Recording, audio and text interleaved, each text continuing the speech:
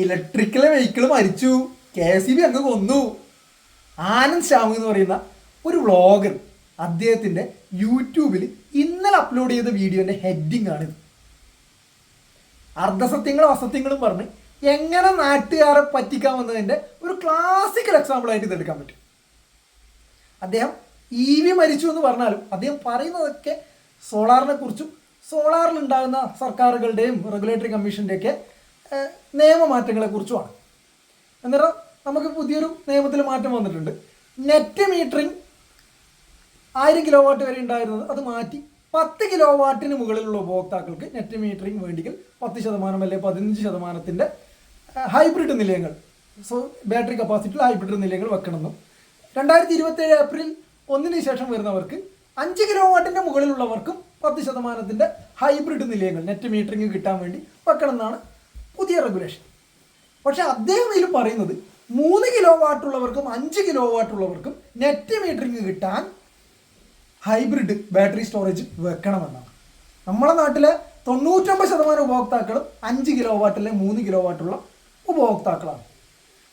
അവർക്കൊന്നും ഈ റെഗുലേഷനിൽ ഭേദഗതി ഒരു രീതിയിലും ബാധിക്കില്ല. ബാധിക്കുന്നത് 10 കിലോവാട്ടിൻ്റെ മുകളിൽ വെച്ച സോളാർ വെച്ചവർ, അത് ഭൂരിഭാഗവും ആഡംബര ഭവനങ്ങളായിരിക്കും. സെൻട്രലൈസ്ഡ് AC ഒക്കെ ഉള്ള ആഡംബര വാഹനങ്ങളൊക്കെ ഉപയോഗിക്കുന്ന ആൾക്കാരായിരിക്കും. അങ്ങനെയുള്ളവർക്ക് അവർ സ്റ്റോറേജും കൂടി വെച്ചാൽ മാത്രമേ ഇനി വരുന്നവർക്ക് ഈ റെഗുലേഷൻ പ്രകാരം നെറ്റ് മീറ്ററിങ് കിട്ടുള്ളൂ.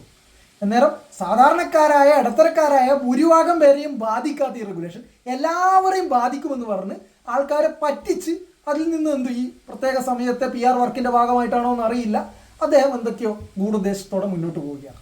എന്നിട്ട് ഈ കാര്യം നമ്മൾ മനസ്സിലാക്കണം. ഇനി എന്തുകൊണ്ടാണ് ഈ നെറ്റ് മീറ്ററിങ് ഇങ്ങനെ നിയന്ത്രിക്കുന്നത്? നമുക്കറിയാം, നെറ്റ് മീറ്ററിങ് എന്ന് പറഞ്ഞു കഴിഞ്ഞാൽ പകൽ സമയത്ത് ഉൽപ്പാദിപ്പിച്ച് നൽകുന്നതിന് തുല്യമായ വൈദ്യുതി ഗ്രിഡിൽ നിന്നും സോളാർ ഇല്ലാത്ത സമയത്ത് രാത്രി സമയത്തേക്ക് ഉപഭോക്താവിന് എടുക്കാം. അന്നേരം അങ്ങനെ കൊടുക്കുന്നത് കൊണ്ട് ഇന്ത്യയിലെ എല്ലാ വൈദ്യുതി വിതരണ കമ്പനികളും കുറച്ച് സാമ്പത്തിക പ്രശ്നങ്ങൾ അനുഭവിക്കുന്നുണ്ട്. കാരണം എന്ന് വെച്ചാൽ നമുക്ക് ഈ ഇന്ത്യൻ എനർജി എക്സ്ചേഞ്ചിൻ്റെ ഈ ഇത് നോക്കിയാൽ മതി. ഈ ഇന്ത്യൻ എനർജി എക്സ്ചേഞ്ചിൽ പകൽ സമയത്ത് സോളാറുള്ള സമയത്ത് 1 രൂപയും 1 രൂപയുടെ 3 പൈസ അല്ലെങ്കിൽ 2 രൂപ താഴെയൊക്കെയാണ് പല സമയത്തും എനർജി ചാർജ്. അത് ചിലപ്പോൾ വളരെ കുറഞ്ഞ ചാർജ്, പിന്നെ ഞായറാഴ്ച ദിവസമൊക്കെ ആണെങ്കിൽ വളരെ കുറഞ്ഞ ചാർജ് 2 പൈസ 3 പൈസയൊക്കെ എത്തും. എന്നാൽ രാത്രി സമയത്താണെങ്കിൽ നമ്മൾ നോക്കിക്കഴിഞ്ഞാൽ 7 രൂപ 5 രൂപ ഇങ്ങനെയൊക്കെ വലിയ തുകക്കാണ് വൈദ്യുതി വിതരണ കമ്പനികൾ കറണ്ട് മേടിക്കേണ്ടി വരുന്നത്. അന്നേരം പകൽ സമയത്ത് വൈദ്യുതി ഇഷ്ടംപോലുള്ള സമയത്ത് ചീപ്പ് ഉൽപ്പാദിപ്പിച്ച് തരുന്നതിന് ഈക്വലൻ്റ് ആയിട്ട് വലിയ പൈസക്ക് മേടിച്ച കറണ്ടാണ് നെറ്റ് മീറ്ററിങ് കാരണം ഉപഭോക്താക്കൾ കൊടുക്കേണ്ടി വരുന്നത്. അന്നേരം സാമ്പത്തിക ബാധ്യത വരുന്നുണ്ട്. സ്വാഭാവികമായിട്ട് അതെല്ലാം മുഴുവൻ ഉപഭോക്താക്കളെയും ബാധിക്കുന്ന കാര്യമാണ്.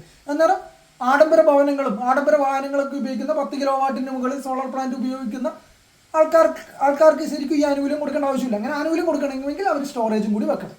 ഇതാണ് സർക്കാരുകളുടെ, അത് സർക്കാർ എന്ന് പറഞ്ഞാൽ കേന്ദ്ര സർക്കാരിൻ്റെ റെഗുലേഷൻ ഇതിനനുസരിച്ച് വരുന്നുണ്ട്. അതേപോലെ റെഗുലേറ്ററി കമ്മീഷൻ്റെ റെഗുലേഷൻ ഇതിനനുസരിച്ച് വരുന്നുണ്ട്. അങ്ങനെയാണ് നിലപാടുകൾ. അന്നേരം അതങ്ങനെയായിട്ടും ഇത് പ്രത്യേകിച്ച് KSEBയുടെ തലയിലിട്ട് KSEBയെ കരിവാരി തേച്ച് KSEB ആണ് ഇതിൻ്റെ എല്ലാ പ്രശ്നത്തിനും കാരണമെന്ന് പറയുന്ന ഒരു നിലപാടാണ് അദ്ദേഹത്തിൻ്റെ ഭാഗത്തുണ്ടാകുന്നത്. ഭൂരിഭാഗം ഉപഭോക്താക്കളെ ഇത് ബാധിക്കുന്ന കാര്യമല്ല. ഇനി അദ്ദേഹത്തിൻ്റെ വീഡിയോൻ്റെ താഴെ കമൻറ്റ് വായിച്ച് നോക്കിയാൽ മനസ്സിലാവും. ഒരു ആസ്ട്രേലിയയിലുള്ള ഒരാളുടെ കമൻറ്റാണ്, സിഡ്നിയിലാണ്. അദ്ദേഹം ഉൽപ്പാദിപ്പിച്ച് നൽകുന്നതിന് 5 സെൻറ്റാണ് ഒരു യൂണിറ്റിന് അവിടെയുള്ള കമ്പനി കൊടുക്കുന്നത്, വൈദ്യുതി വിതരണ കമ്പനി കൊടുക്കുന്നത്. എന്നാൽ ഗ്രിഡിൽ നിന്ന് എടുക്കുന്നതിന് 35 സെൻറ്റ് കൊടുക്കുന്നുണ്ട്. ഇത് ആസ്ട്രേലിയയിലെ ഒരു കാര്യം അയാൾ ഇട്ടയാണ്.